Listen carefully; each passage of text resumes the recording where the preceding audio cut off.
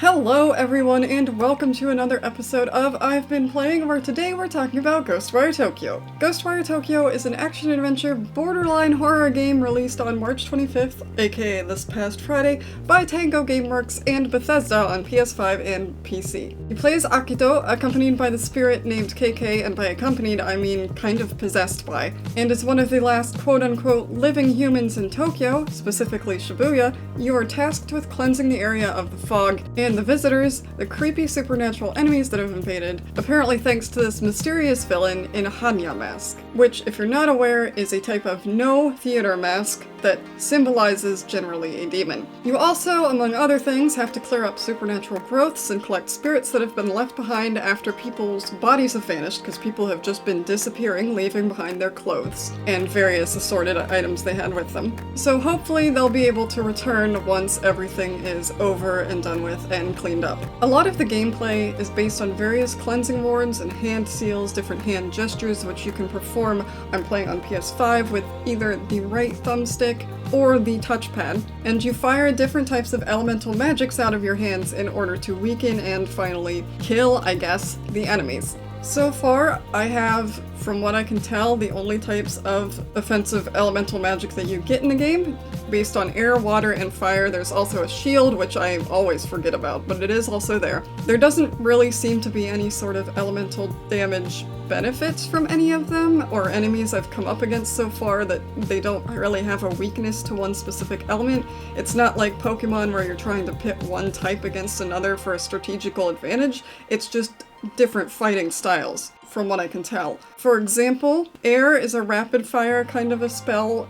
I don't know if they're spells exactly, but a rapid fire kind of deal. Water covers a wider area, has a wider stretch, so it's more maybe equivalent to a shotgun if we're going to get into gun comparisons. And the fire is the high damage one. It has been killing most enemies I've come up against in 1 or 2 hits as opposed to the others. That, however, is the only real variation other than the animations between them that I personally have seen so far in the game. Also, I would say combat is not my favorite part. It feels a bit awkward. There is a lock-on, but it doesn't always lock on to what I expect it to. The visitors with the umbrella, it likes to lock on to the general crotch region, which granted would be painful and effective, but is not where I'm trying to aim. It's also not particularly comfortable, if that makes any sense, and it's not really exciting. It's very point and shoot, which isn't really a problem because it gets the job done, but so far there hasn't been enough of a real strategy, especially in terms of the elemental thing,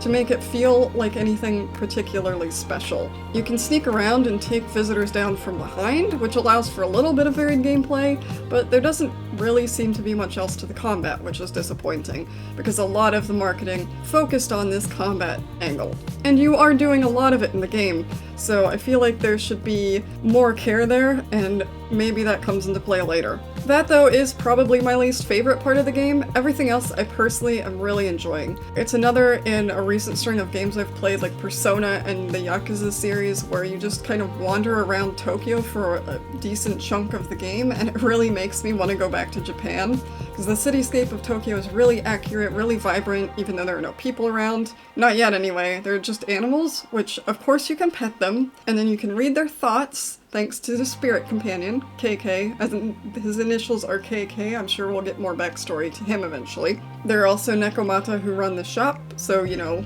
cats. Cats run the shops. There are, as with most, if not all, open world games now, a ton of side quests to do and a host of collectibles and collectible quests of various sorts. So far it hasn't been annoying me, but while I find the map to look unnecessarily cluttered, and open world stuff in general a lot of the time, not just this game, it is nice after so much Elden Ring to have side quests at least that are super easy to follow and that make sense and that are cohesive and coherent and within a normal person's ability to follow without being extremely lucky or diving into some complex wiki guides. The side quests themselves too are actually really interesting because so many of them and so much of this game in general is really firmly rooted in all sorts of Japanese culture and mythology especially, so it often tasks you with finding or interacting with various creatures. So far I've discovered various yokai. There are tengu floating around the city, they help with navigation. I've seen a kappa. I had to fight a kuchisake onna, or slit-mouthed woman, which is a really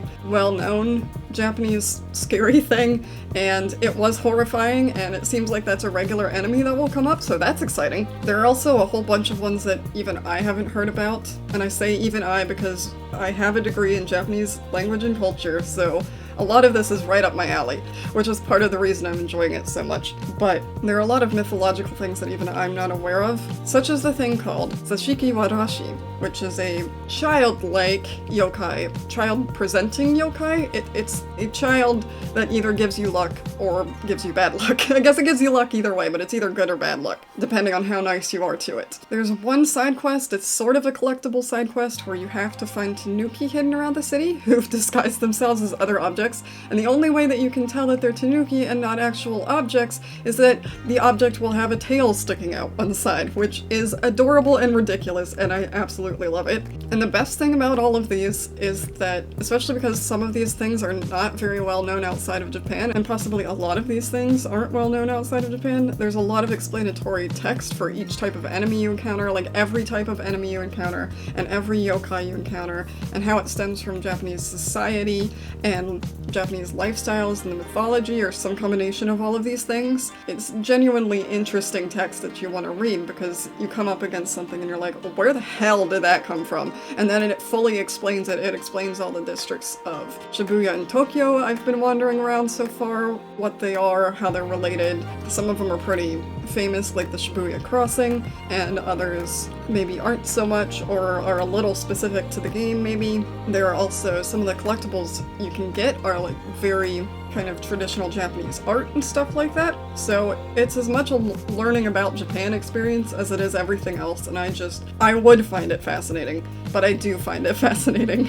I haven't really gotten too far into the game yet. I'd say I've probably played for between 2 and 5 hours. I'm not even sure there. I don't think it's 5, but I know it's more than 2, or at least I'm pretty sure. And so this is what I've come up against thus far in the game. As I said, I don't know if the combat expands a little bit more. I don't know what else there is to do around the world, what other things I may encounter, but I'm really interested to see what they have in store. And those are my thoughts on Ghostwire Tokyo. Have you picked this one up for yourself, or are you waiting a little bit? Are you interested in it now, or at all? Let me know your thoughts down in the comments down below. If you enjoyed this, leave a like, consider subscribing. I do one of these every Monday that I'm able to play a new game, and I do a whole bunch of other stuff on my channel you can check out. I'll see you next time.